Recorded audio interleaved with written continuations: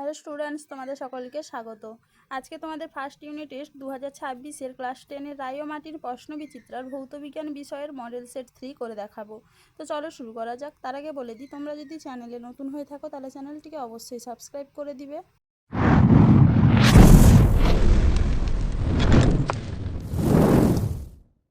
চলো প্রথমে দেখে নিই গ্রুপ এ, বহু বিকল্প ভিত্তিক প্রশ্ন। গ্রিনহাউস প্রভাব সৃষ্টিতে CO2 গ্যাসের অবদান প্রায় অপশন এ 30%। পরে প্রশ্ন কি আছে? CGS পদ্ধতিতে সর্বজনীন গ্যাস ধ্রুবকের মান অপশন বি 8.31 × 10⁻7। পরে প্রশ্ন কি আছে? সাদা আলোর প্রিজমের মধ্য দিয়ে বিচ্ছুরণ হলে পর্দায় সবার উপরে দেখা যায় অপশন বি লাল বর্ণ। পরের প্রশ্ন কি আছে? শূন্য মাধ্যমে আলোর বেগ যে কোনো মাধ্যমে আলোর বেগের চেয়ে অপশন সি সমান। পরের প্রশ্ন কি আছে? বায়ুমণ্ডল না থাকলে মেঘমুক্ত আকাশকে কেমন দেখাতো? উত্তর হবে কি অপশন ডি কালো। পরের প্রশ্ন কি আছে? 9 পরমাণু ক্রমাঙ্ক বিশিষ্ট মৌলটির যোজ্যতা হলো অপশন সি 1। পরের প্রশ্ন কি আছে? কোন যৌগটিতে সমযোজী দ্বিবন্ধন আছে? উত্তর হবে কি অপশন সি CO2। চলো এবারে দেখে নিই গ্রুপ বি। নিম্নলিখিত প্রশ্নগুলির উত্তর দাও। মিথেন হাইড্রেট পদার্থ কোন ভৌত অবস্থায় থাকে? উত্তর হবে কি কঠিন। পরে প্রশ্ন কি আছে? সৌর বিদ্যুৎ কোষে কোন অর্ধপরিবাহী ব্যবহৃত হয়? উত্তর হবে কি সিলিকন। পরে প্রশ্ন কি আছে? পূর্ণ স্থিতিস্থাপক সংঘর্ষে গ্যাস অণুগুলি গতিশক্তির কি পরিবর্তন ঘটে? উত্তর হবে কি অপরিবর্তিত থাকে। পরে প্রশ্ন কি আছে? 1 মোল গ্যাসের ক্ষেত্রে আদর্শ গ্যাস সমীকরণটি লেখো। উত্তর হবে কি PV = RT। কি হবে? PV = RT। পরে প্রশ্ন কি আছে? একটি আদর্শ গ্যাসের অণুগুলির মোট স্থিতিশক্তির পরিমাণ কত? উত্তর হবে কি 0। পরে প্রশ্ন কি আছে? ক্ষুদ্র উন্মেষযুক্ত গোলীয় দর্পণের বক্রতা ব্যাসার্ধ 40 সেমি হলে দর্পণটির ফোকাস দৈর্ঘ্য কত? দেখে না, উত্তরটা তোমরা এখান থেকে এইটুকু করবে।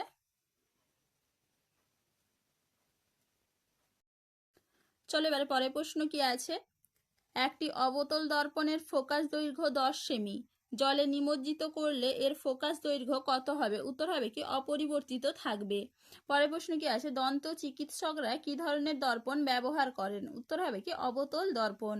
পরের প্রশ্ন কি আছে? একটি প্রিজমের কয়টি আয়তাকার তরল আছে? উত্তর হবে কি 3টি। পরের প্রশ্ন কি আছে? লিথিয়াম ও ফ্লোরিন এর মধ্যে কোনটির পারমাণবিক ব্যাসার্ধ কম? উত্তর হবে কি ফ্লোরিন। পরের প্রশ্ন কি আছে? নাইট্রোজেন অণুতে কয়টি নিঃসঙ্গ ইলেকট্রন জোড় আছে? উত্তর হবে কি 1টি। পরের প্রশ্ন কি আছে? হাইড্রোজেন ক্লোরাইড অণুতে কোন ধরনের রাসায়নিক বন্ধন বর্তমান? উত্তর হবে কি সমযোজী রাসায়নিক বন্ধন। কি হবে? সমযোজী রাসায়নিক বন্ধন। চলো এবারে দেখে নিই গ্রুপ সি। নিম্নলিখিত প্রশ্নগুলির উত্তর দাও। ভূতাপ শক্তি ব্যবহারের দুটি সুবিধা উল্লেখ করো। দেখে নাও উত্তরটা তোমরা। ভূতাপীয় শক্তি ব্যবহারের সুবিধা এইখান থেকে এইটুকু লিখবে, ভালো করে একটু দেখে নাও।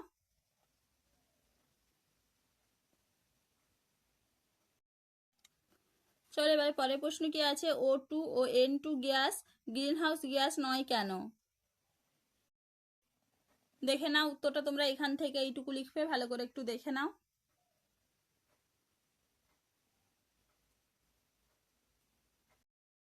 চলো এবারে পরের প্রশ্ন কি আছে? বয়েলের সূত্র অনুসারে PV বনাম P লেখচিত্র অঙ্কন করো। লেখচিত্রের প্রকৃতি কি?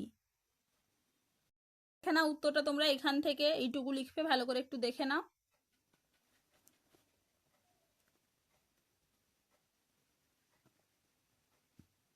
এরপরে তোমরা এই দুটো চিত্র অঙ্কন করবে।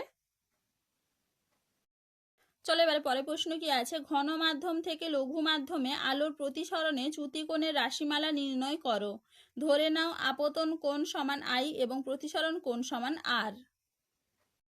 দেখে নাও উত্তরটা তোমরা এখান থেকে লিখবে, এইটুকু ভালো করে একটু দেখে নাও।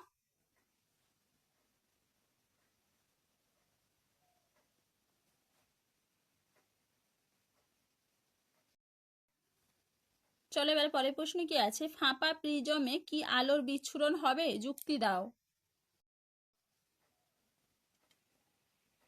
দেখে নাও উত্তরটা তোমরা এখান থেকে লিখবে, ভালো করে একটু দেখে নাও।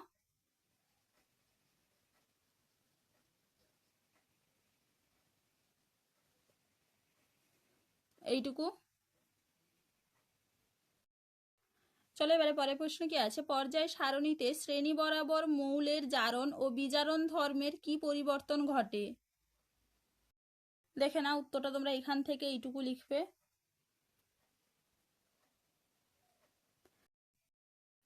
এপাশে এখান থেকে লিখবে, ভালো করে একটু দেখে নাও।